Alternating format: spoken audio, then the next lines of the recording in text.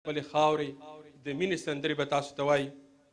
نو د پروګرام باقاعده شروع کوو، خو زه غواړم چې یو څو شعرونه درته ووایم چې د چا د زړه د وینو رنګ پکار و،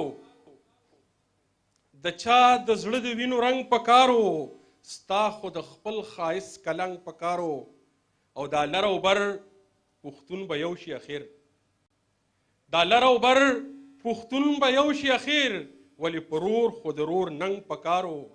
او منګه لاسونه هغه چاله ورکړل، منګه لاسونه هغه چاله ورکړل د کومو خلکو نه چې څنګ پکار و.